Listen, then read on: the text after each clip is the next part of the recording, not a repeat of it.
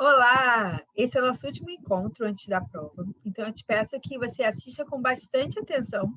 Eu vou disponibilizar hoje esses slides para que seja também mais um material de estudos, tá? Para que você venha fazer a sua prova assim, ó, facinho, facinho. Vamos abrir lá o livro de vocês e a gente vem falando de novas artes, tá? Coisas que estão agora na nossa contemporaneidade, na nossa época aqui, né? E o conteúdo traz 4 tópicos, 4 segmentos de arte muito ligados entre si, com algumas, né, particularidades, é o que a gente vai é o que a gente vem vendo e vem falando durante um tempo, tá? Essas novas artes, essas origens, se deram a origem delas, né, se deram na primeira metade do século XX, até a década de 1970. Tá? Formas, materiais, técnicas e ideias totalmente inusitadas, diferentes do que até então eram feitas. Tá? E isso começou a acontecer devido a vários questionamentos. O que é a arte? Quem pode definir o que ela é? Qual a função das galerias, museus, etc.? O que é o objeto artístico? Esses questionamentos já vieram desde a vanguarda, lá com o surrealismo, com o dadaísmo, né? Com outras manifestações artísticas que surgiram e fizeram com que a arte contemporânea se apropriasse disso, né? Falou assim, não, isso aqui também é arte. Algo produzido e exposto fora do espaço do museu ou de uma galeria também é arte. Mas como conceituar? Né? Então, assim, essas novas formas de pensar sempre, né, vêm de questionamentos. Né? Isso é a vida, assim, várias formas de pensamentos sempre são originários de questionamentos. Né? Eles começaram a ter uma utilização uma utilização de diferença para suporte para se expressar. Né? Então, agora, não mais se expressavam numa escultura, numa tela tradicional. Né? Muito influenciados pelo Action Paint do capítulo passado, da onde a gente viu que os artistas eles tiraram as telas dos seus cavaletes, colocavam no chão e começaram a pintar de formas aleatórias ou com materiais diferentes, né? Começou a partir dessa década de 1950, que as manifestações performáticas começaram a se desenhar como conhecemos hoje. Tá? Então, você percebe que um movimento está ligado ao outro, uma ação, grupo, uma ideia começa a puxar outras ideias. E a performance, então, é tipo um resultado dessas formas de expressão, tá? Que usa o corpo como parte da obra, fazendo um diálogo com as artes cênicas, né? Vai ter a body art, né? Que foi algo que a gente não abordou, mas assim usa o corpo como tela, né? O artista não realiza ou interpreta um personagem, é o próprio artista que está se apresentando. Ele é a obra de arte. A gente viu isso, a gente vai ver isso, né? Na performance, no happening, e, enfim, e nas outras linguagens que vão se seguir, tá? O happening quer dizer acontecimento. É alguma coisa assim, tipo, aconteceu. Tá? Happening, aconteceu. Surge por volta de 1950 e tem como principais características, ele acontece em determinado lugar e momento e não pode se repetir. Não é que não possa fazer esse happening de novo, eu posso. Só que a partir do momento que eu vou fazer essa nova ação, já vai ter um novo público, já vai ter um novo contexto, já vai ter uma nova atmosfera em relação àquilo. Né? Até o improviso pode ser diferente. Entenderam? É uma expressão mais relacionada às artes cênicas, podendo ser realizada por um indivíduo ou por um grupo de pessoas de diferentes áreas artísticas. Né? Então, não precisa você ser só dançarino, só ator, só músico, pode ter vários tipos de linguagem fazendo happening. Tá? Pode ocorrer em qualquer lugar. Não contempla uma narrativa, começo, meio e fim. Eu posso simplesmente começar a fazer. Eu já tenho uma ideia pré-concebida, né? Mas assim, vou começar a latir. Né? Eu quero ver a reação do público e tal. Né? Eu tenho uma ideia, mas eu não sei, eu vou começar assim, aí depois eu faço desse jeito e eu vou concluir dessa forma. Não. tá? O público deixa de ser público e passa a ser participante da obra de maneira natural. Ele pode tanto entrar na brincadeira comigo, nesse acontecimento, como ele pode se esquivar, tomar um susto, ir embora, entende? Então, o público participa, eu vejo a reação das pessoas. A arte é sempre um retrato da sua época. No happening, assuntos em voga do período são abordados, com humor ou com angústia. Então, os assuntos em voga ditadura, vai rolar ditadura, né? Os happenings vão ter esse contexto. Na nossa época agora, né? Poderia happenings acontecendo falando do Covid, de pandemia, de cuidados, de higiene, enfim, né? Sempre a arte vai acompanhar o que está acontecendo na sociedade, naquele período. Então, um happening que aconteceu em 1960 não pode até ser repetido, né? Pode até fazer, mas não vai surgir o mesmo efeito, muito menos trazer os mesmos questionamentos para qual ele foi criado, tá? A performance, ela já surge na década de 1960, pode ver que é bem contemporâneo com o happening, e se caracteriza principalmente como expressão cênica. Tá? As obras são mais definidas e contam com um roteiro, ou seja, tem começo, meio e fim. Né? Requer mais ensaio, exigem mais ensaios que o happening, e tem mais esteticidade, é mais estético, né? É mais apresentativo, assim. E com isso faz com que haja mais ensaios. Mas também não há assim, hoje teremos a performance tal, né? Não é bem isso. Não é nessa maneira, né? O artista também é a própria performance, é a própria obra, tá? Aquele autor, aquele escultor, enfim. São utilizados recursos vinculados às artes plásticas, tá? Pode ser tanto a performance pode ser tanto em grupo ou individual. A apresentação também pode ser em qualquer espaço e pode durar alguns minutos ou vários dias. Né? Lembra do happening não, da performance da russa, Marina, e aquele sobrenome difícil, da polonesa, né? Mas não, russa. Lembra sempre dela, assim, é um exemplo que traz do livro. Naquele caso, durou 7 dias e 8 horas por dia, né?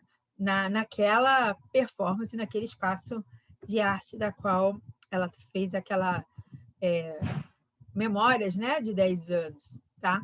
Arte e tecnologia. A gente, então, vem de happening, performance e cai agora nessa contemporaneidade do final do século XX e aí início, né, do século XXI. Os artistas trabalham bastante com materiais de uso comum da sociedade, dando a eles um novo significado. E aí a gente tem a videoinstalação, ou a videoarte, tá? Que nada mais é que a imagem em movimento. Na década de 1950, com Wolf Russmann e Nan Johnny Peake, que faziam parte do grupo Fluxus, eles são considerados os pais da videoarte. Tá? O que eles fizeram? Eles fizeram registros visuais das ações dos próprios artistas, do grupo, explorando a estética da luz ou de efeitos visuais especiais. Então, o artista trabalhando era o próprio movimento da arte. Né? Essa era meio que uma ideia para trabalhar. Né? E mais do que a cena, a ação em si, eles queriam ver o efeito da luz, o efeito das artes visuais, dos efeitos especiais, né? Naquela imagem. Em 1980, uma geração mais tecnológica do que plásticas decidem juntar as linguagens cinematográficas e televisivas. E aí nascem as experimentações visuais, nascem as videoartes, os festivais de videoarte. Tá? E o que é a ideia dessas videoartes? São os cortes rápidos de cena e manipulação das imagens a partir de distorções. Né? E aí, como eu falei da outra vez, é muito a ideia da nossa T1, do nosso trabalho, que foi você filmar coisas que você gosta. Pode ver que, provavelmente, né, assim, alguns fizeram pequenos vídeos, pequenas séries de imagens. Né? Então, se houvéssemos tempo e recursos, a gente poderia cortar, colocar efeito, colocar som, enfim, a gente poderia trabalhar, manipular essa imagem. Tá? E isso que a gente chama de videoarte. E videoinstalação é um local da qual tem que haver uma participação do público em relação a essas imagens, tá? Características de uma videoinstalação. Pode ser uma instalação que utilize recursos de vídeo. Pode ser vista em qualquer lugar. É uma intervenção urbana, pode ser também uma intervenção urbana. E como eu falei, sabe quando são projetadas imagens em paredes, em monumentos, tipo Cristo Redentor, ou fachadas de prédio, né? Aquelas imagens mostrando algum tipo de tema, algum tipo de mensagem, aquilo é uma intervenção urbana, aquilo é uma videoinstalação, tá? E tudo essa história toda começou com o Helder Santos. Ele distorceu a imagem, introduziu ruídos e efeitos diferentes, tá? Ele buscava mais uma experiência sensorial do que estética, né? Era para você vivenciar ruídos e ruídos, né? Então, trabalhando com a sua audição e com a sua visão, mais do que o tato ou olfato, né? Estou aqui pensando aqui. A gente tem um bom exemplo disso com o Maurício Bennett, do Mundo Pele. Lembra do vídeo que a gente viu? E é um exemplo do livro de vocês que colocava o espectador dentro de uma cabine e ele tirando fotos, e o som dessas fotos eram de metralhadora, que ia, então, matando, né, em forma de flash, algumas cenas, né, numa realidade aí virtual, tá? Juntamente com a videoinstalação, começa, então, a ser criado e a nascer o que a gente vai falar que é uma web art. É onde a gente usa arte nas redes, né? E essa pandemia trouxe muito dessa web art para o nosso dia a dia, tá? Utiliza a internet como forma de produção artística. Existe possibilidade de interação simultânea de um número indeterminado de pessoas, né? Não é à toa que é uma rede, né, da qual liga ao mundo, né? Então, uma ação, uma arte produzida aqui no Brasil pode ser contemplada em qualquer lugar do planeta, justamente pela web, né? Foi com a web arte que o sonho de divulgação em massa do objeto de arte se concretizou por completo, tá? Antes, aonde encontrar? Se hoje ainda há uma certa dificuldade de manipulação, imagine no início, quando começou a surgir, né? Com isso, já pensando nisso, né? Onde encontrar essa arte nas redes sociais, né? Na internet? Então, um grupo holandês, o Jode, né? Eles começaram a usar softwares, que são programas, né? Para que essa linguagem fosse não só acessível, mas fosse amplamente divulgada. A Gisele Begman, né, que é uma artista brasileira, ela usou um desses softwares para fazer a arte dela ser divulgada mundialmente através das redes sociais, quando ela, numa exposição, ao contato da voz, uma peça, como se fosse de Tetris, ia se encaixando em um determinado lugar, né? Numa plataforma. E isso foi acompanhado durante um período. Alguns artistas utilizam a internet junto com outros recursos, como a robótica.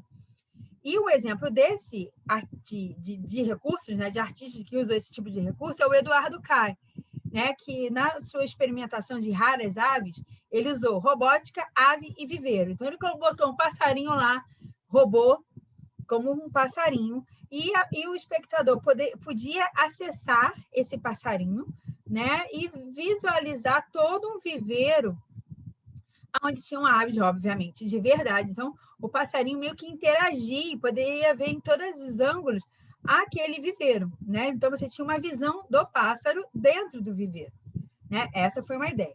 No Brasil, um dos primeiros artistas a criar obras inteiramente produzidas no computador foi Valdemar Cordeiro. De 1960 a 1970, os computadores não eram capazes de manipular muita informação. Então, ele era um artista, arquiteto também, se eu não me engano, e ele estuda tecnologia para poder juntar essas informações, né? E levando isso em consideração. Os computadores não tinham uma capacidade de armazenamento como tem hoje.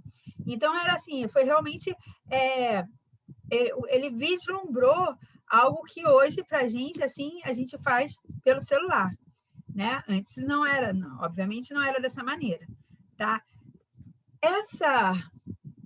Essas possibilidades, elas vêm através de softwares, então, de programas, de pessoas que fazem esse tipo de programação. Lá na sua página 82, tem um mapa de bit, que são utilizados por fotógrafos para retocar a imagem e adicionar efeito.